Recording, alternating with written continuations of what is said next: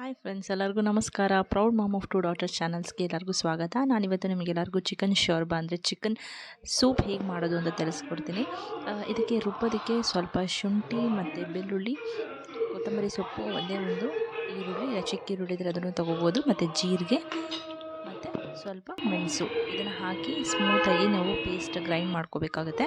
ಈಗ ನಾನು ಕುಕ್ಕರ್ಗೆ, ಒಂದು ಚಿಕ್ಕ ಕುಕ್ಕರ್ಗೆ ಹಾಕೋತಾ ಇದ್ದೀನಿ. ಇದು ತುಪ್ಪ ಹಾಕೋತಾ ಇದ್ದೀನಿ. ಇದರಲ್ಲಿ 1 ಸ್ಪೂನಷ್ಟು ನೀವು ಎಣ್ಣೆನಾದರೂ ಹಾಕೋಬೋದು, ತುಪ್ಪನಾದರೂ ಹಾಕೋಬೋದು ನೀವು.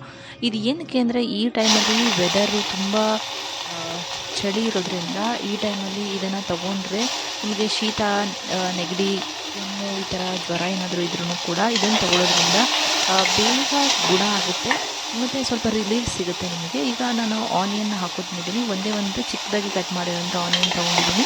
ಅದಕ್ಕೆ 1 ಪೀಸ್ ಚಕ್ಕೆ, 2 ಲವಂಗ ಮತ್ತು 1 ಏಲಕ್ಕಿನ ಹಾಕ್ಕೊಂಡು ಚೆನ್ನಾಗಿ ಮಿಕ್ಸ್ ಮಾಡ್ಕೊತಾ ಇದ್ದೀನಿ. ಮತ್ತು ತುಂಬ ಈಸಿ ಕೂಡ ಮಾಡೋದು, ಮತ್ತು ಜಾಸ್ತಿ ಇಂಗ್ರೀಡಿಯೆಂಟ್ಸ್ ಬೇಕಾಗಿಲ್ಲ. ತುಂಬ ಬೇಗ ಕೂಡ ಮಾಡ್ಬೋದು ಮತ್ತು ತುಂಬ ಟೇಸ್ಟಿಯಾಗಿ ಕೂಡ ಇರುತ್ತೆ. ಒಂದ್ಸರಿ ಟ್ರೈ ಮಾಡಿ ನೋಡಿ. ನಾನಿಲ್ಲಿ ಒಂದು ಬೋನ್ ಇರೋವಂಥ ಚಿಕನ್ನ ಒಂದು 5-6 ಪೀಸ್ ತೊಗೊಂಡಿದ್ದೀನಿ ಅಷ್ಟೇ. ಇದಕ್ಕೆ ಜಾಸ್ತಿ ಚಿಕನ್ ಪೀಸಸ್ ಏನು ಹಾಕಿದ್ರೆ ಅದಕ್ಕೆ ಟೇಸ್ಟ್ ಬರಲಿ ಅಂತ ಹಾಕ್ತೀವಿ.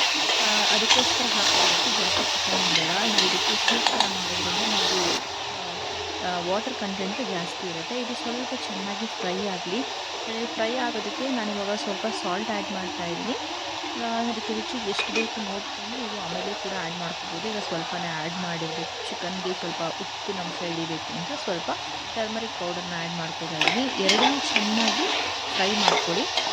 ತುಪ್ಪದಲ್ಲಿ ಹೇಗೆ ಉರಿತಾ ಇದ್ದರೆ ಅದೇ ಥರ ಒಂದು 2 to 3 ಮಿನಿಟ್ಸ್ ಫ್ರೈ ಮಾಡ್ಕೊಂಡು ಆದಮೇಲೆ ರುಬ್ಬಿರೋ ಮಸಾಲೆನ ಹಾಕೋಣ. ಅಲ್ಲಿ ತನಕ ಬೇಡ, ಏಕೆಂದರೆ ಅದು ಸ್ವಲ್ಪ ತುಪ್ಪದಲ್ಲಿ ಸ್ವಲ್ಪ ಫ್ರೈ ಆದರೆ ಟೇಸ್ಟ್ ತುಂಬ ಚೆನ್ನಾಗಾಗುತ್ತೆ.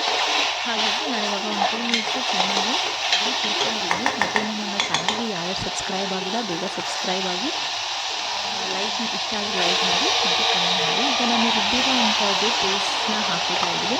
ಈಗ ರುಬ್ಬಿರೋ ಪೇಸ್ಟ್ನ ಹಾಕ್ಕೊಂಡು ಒಂದು ಸತಿ ಮಿಕ್ಸ್ ಮಾಡಿಕೊಂಡು ನಮಗೆ ಎಷ್ಟು ನೀರು ಬೇಕು, ವಾಟರ್ ಕನ್ಸಿಸ್ಟೆನ್ಸಿ ನೋಡಿಕೊಂಡು ನಿಮಗೆ ಎಷ್ಟು ತೆಳ್ಳಗಾದರೂ ಪರವಾಗಿಲ್ಲ. ಯಾಕೆಂದರೆ ಇದು ಸೂಪ್ ಆಗಿರೋದ್ರಿಂದ ನಿಮಗೆ ಗಟ್ಟಿ ಇರಬೇಕು ಅಂತ ಏನಿಲ್ಲ.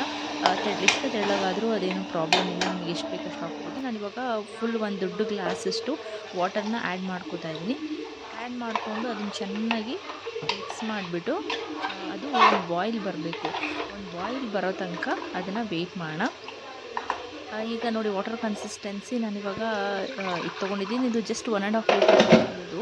ಹಾಗಾಗಿ ನನಗೆ ಎಷ್ಟು ಬೇಕು ನೋಡ್ಕೊಂಡು ತೊಗೊಂಡಿದ್ದೀನಿ. ನೀವು ತುಂಬ ಜಾಸ್ತಿ ಮಾಡ್ತೀನಿ ಅಂತಂದರೆ ಜಾಸ್ತಿ ಮಾಡ್ಕೊಂಡಾಗ ಕ್ವಾಂಟಿಟಿ ನೋಡ್ಕೊಂಡು ನೀವು ವಾಟರ್ನ ಆ್ಯಡ್ ಮಾಡ್ಕೋಬೋದು.